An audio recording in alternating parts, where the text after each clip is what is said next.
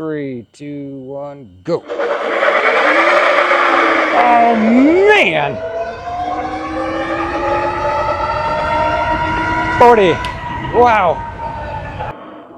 Here's from 10. That's just, oh, the acceleration. Jeez, oh man. Look at that power. It's bunny hopping down the road. What's going on, everyone? This is the all-new wired Predator, a 6,000 watt e-bike, 6,000 watt beast. But can it be tamed? Can we tame this beast? Is it too dangerous? You know, a lot of you saw my first video where I was really trying to showcase the power of this thing. We're doing top speed runs and hill climbs and 0 to 40 accelerations with 30-foot rolling burnouts. I mean, you can't give me an e-bike that's got almost 7,000 watts and not expect me to go a little bit crazy showing the power. But today I'm gonna do the opposite of that. I wanna know if this thing is like a dangerous beast that can't be tamed. Can you not ride this bike calmly? We're gonna find out. Let's take it for a quick spin because I wanna show you some interesting things about the Predator. All right, let's go for a little ride here. This bike is very similar to the wired Freedom bike. The frames are pretty close. This one's got an extra box down by the bottom bracket to house the extra controller. Obviously, you got the front motor in there. It's got double crown forks to hold the front motor. What else? The rear controller's a 50 amp instead of a 45 like on the Freedom. But other than that, I mean, it's pretty much the same. It's got the same brakes and display, same battery setup, same wheel tire package.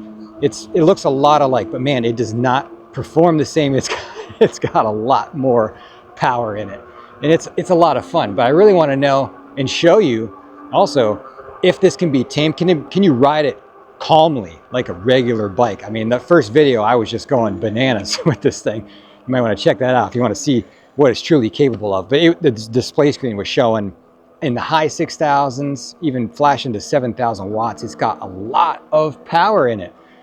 But can we just cruise normal as a regular bicycle? And how dangerous is the front wheel spin?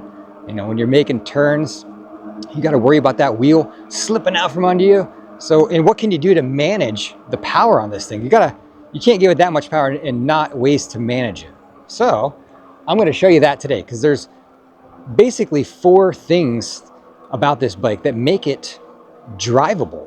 In fact, very, very drivable that I found. I've been playing with this all day, just kind of fine-tuning the settings, and I've got it dialed in now where it's a pretty easy-going bike right now. It's not, I wouldn't say it's dangerous at all the way it's set right now. So let me show you a few things here. I'm gonna do a U-turn. This whole time we've been riding and talking, I'm in all-wheel drive right now. I am in all-wheel drive. I'm gonna do a U-turn, and I'm gonna pedal through the U-turn in all-wheel drive. Here we go, you ready? Start pedaling. Pedal the whole way through. Look at that. No front wheel spin out from under me or anything like that. Now watch this. I'm going to do the same thing, but I'm going to do it with full throttle. You ready? You can watch my throttle hand. Full throttle. Full throttle U-turn in all-wheel drive with 0 wheel spin. How is that possible? Let's do this. Here is from a stop, full throttle, all-wheel drive.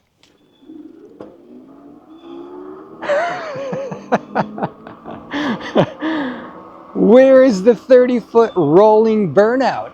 Where's it all at? Well, I've addressed it with the settings. This thing is highly programmable. So let me tell you the first thing that makes this very drivable. Okay, I'm in all-wheel drive. The front motor does not work with pedal assist. So when I start pedaling, I'm only getting rear motor. It doesn't matter if I'm going 7 miles an hour or 37 miles an hour. Pedal assist never engages the front motor. Never. The only way you get front motor is with the throttle. Now you might be saying, okay, well, when you hit that front throttle, you're going to get both motors, right? Well, there you go. There's front throttle, full blast. And the front motor is working, but I'm not getting crazy burnout power. And this is all because of the settings. So the first thing is when you pedal, there's no front motor. That's a great setup. That makes it very, very drivable. You don't have to worry about accidentally pedaling in a turn and getting front wheel sliding out from under you.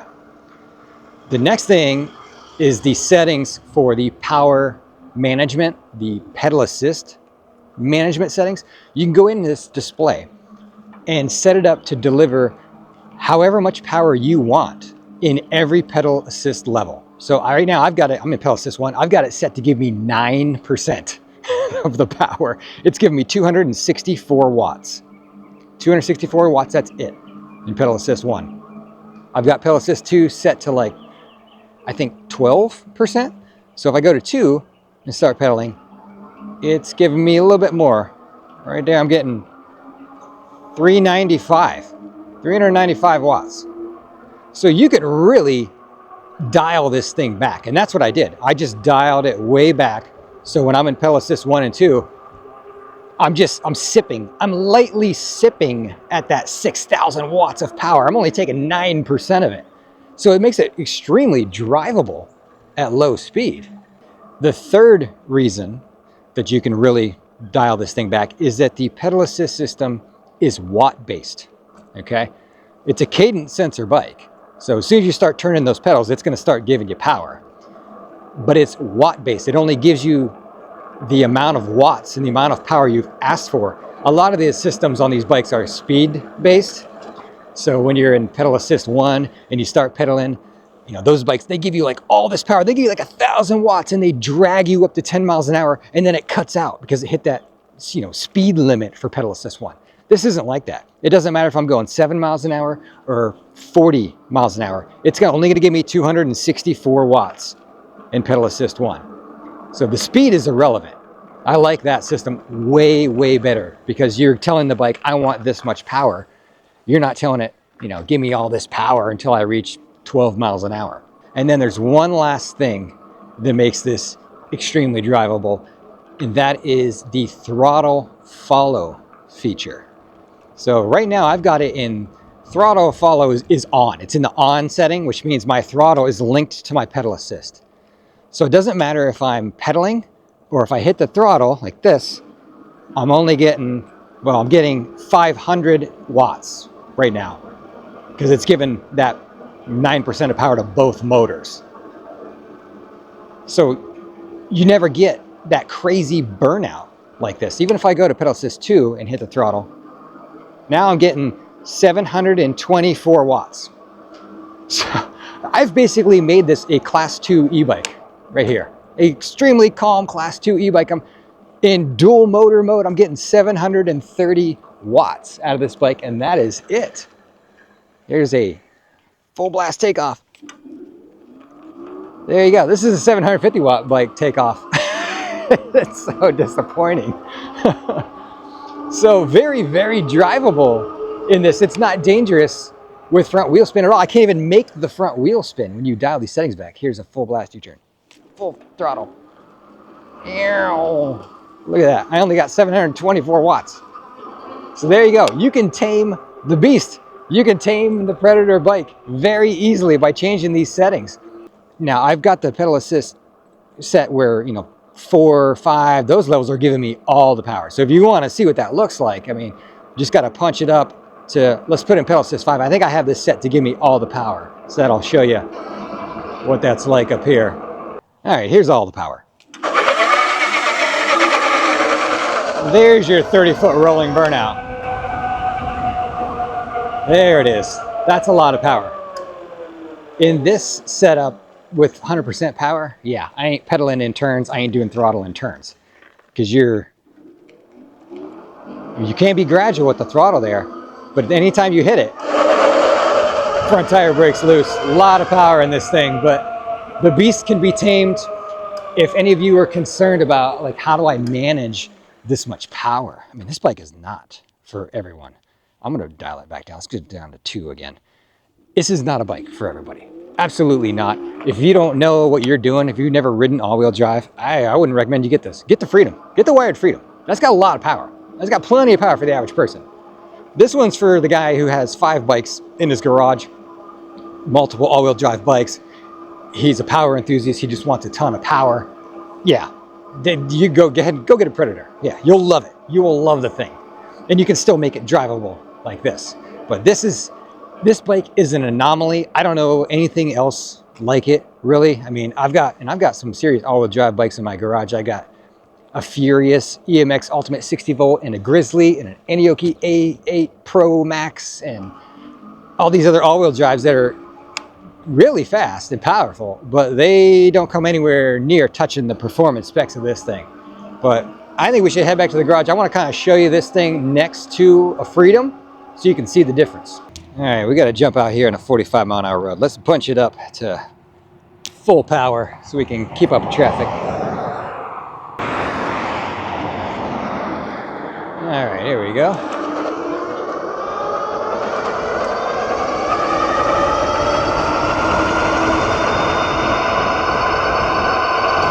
I mean, right up to 40, like nothing.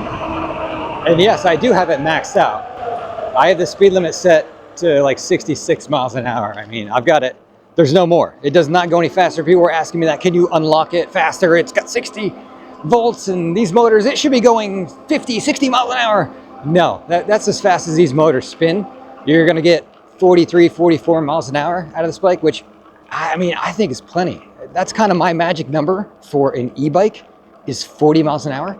I think as long as you got that, totally fine. If I need to go 50, 60, 70 miles an hour, I'm just gonna get on my motorcycle, you know? So, I mean, if you need 55, 60 mile an hour speed, just go get a motorcycle, man.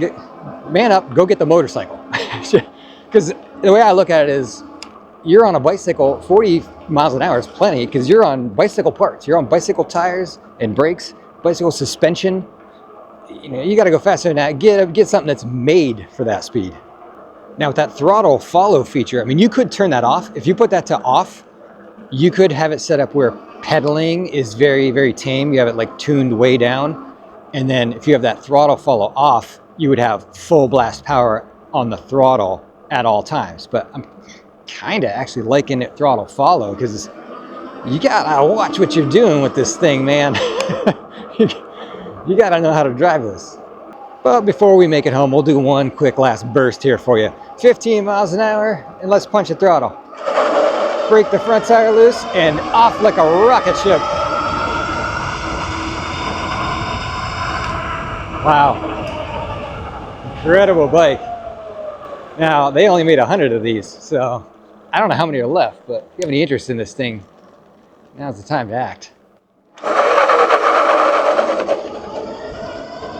This video is supposed to be me driving it calmly. Hang on here, let's slow down. Well, here's a quick side-by-side for you on the wired Predator in green and the wired Freedom in white. Now the Freedom goes for $19.99 plus shipping, and the Predator is $32.99 plus shipping. Now right now I've got a $50 discount on the Predator. If you use the link below, they'll give you 50 bucks off, so you can get it for $32.50 plus shipping. And just so you know, shipping's probably about 300 bucks on each of these. But very similar looking bikes, a very similar frame style, not a whole lot of difference there. The main difference is on the Predator, you've got the box down here by the bottom bracket that's holding your battery balancer and some wiring and the controller that runs the front motor. Whereas on the Freedom, you know, that's missing. It's just a regular bottom bracket on this one. But a lot of similarities here. You got this same basic frame design, the same suspension system on the back with the D&M adjustable air shock. So same exact setup there. You can see close-ups. Same battery systems. They're both 60 volt. They both have a 20 amp hour in the frame and a 15 in the rear rack. Identical here on the Predator bike. The same seat, the same handlebars, the same display, the same brakes, the 4-piston Gemma brakes, the same gearing, 56 tooth front chainring. Same headlight, same wheel and tire package, although a keen eye might recognize that my Freedom wheels are a little bit smaller. I actually put 24-inch wheels on this Freedom. That's not an option from Wired. I did that myself. I just wanted to see if it made the bike feel any smaller, and it does not. It only changes things by like an inch. But both of these bikes are going to come with these right here, the Kenda Crusade tires. I do like those tires. They're pretty quiet on the street, and they got good grippy tread on them. So that's a good tire. What else? They're pretty much a similar feel ride-wise as well, because the frames are so similar. same basic seat heights. I would say you need to be about 5'7" to ride these comfortably. The differences are the Freedom has a RST guide fork on the front, whereas the Predator's got this big X-Show shock on the front. It's a double crown fork, and they've got that front motor bolted in there very securely. And you might be asking, okay, well, can I put that X-Show double crown fork on my Freedom bike or my cruiser bike? Will it fit on there? And the answer is no, because the way this clamps on here, you got to have, you know, the long axle sticking out for that thing to clamp onto, and you don't have that on the Freedom and the cruiser. It's a through axle that screws into the bottom of that fork. So no, you cannot put those Predator forks on the Freedom or the cruiser bike. So that's one major difference. The front fork, obviously the front motor is a big difference as well. It's a 1,000 watt EW motor in the front wheel there. I don't have a fender on this Predator. The production models will have a fender. This is kind of the prototype first off the line, so I didn't get a fender. I put this on here myself too. This is just vinyl decals, but the production models will have that Predator logo painted into the paint. So the Predator's got different forks. It's got the front motor. It has a switch up here to control your all-wheel drive modes, although the display is identical. Another change is the rear controller. This is a 50 amp rear controller, where on the Freedom, it is a 45 amp controller. But they're both great bikes. I would say the Freedom is for your everyday average Joe rider that wants a bike with great power. And then this one is for your experienced rider that just wants crazy, crazy power on demand. And the display and the programming on these are the same. The way I tamed down that Predator, you can do the same thing on the Freedom and also the wired cruiser, the step-through version. The programming's all the same. They have those same throttle follow and your pedal assist programming options. That's all on the display. Now, if you got any specific questions on the Predator, I know I'm the only one that's got one right now, so I'm happy to go out to the garage, take a measurement, look at something for you, and answer those questions. So put them down in the comments section. Same with the Freedom. I can answer questions on that too as well. I'm very familiar with both of these bikes. And I will say one last thing. They're both pretty large bikes. I know cameras online and the pictures online don't do them justice. These are large bicycles. This one weighs 105 pounds with both batteries in, and the Predator actually is a little bit more because you got that front motor and another controller. So this one's 123 pounds. So these are not small bikes. Keep that in mind. Hope you found this helpful, enjoyable to watch. If you did, consider hitting subscribe. Talk to y'all again soon.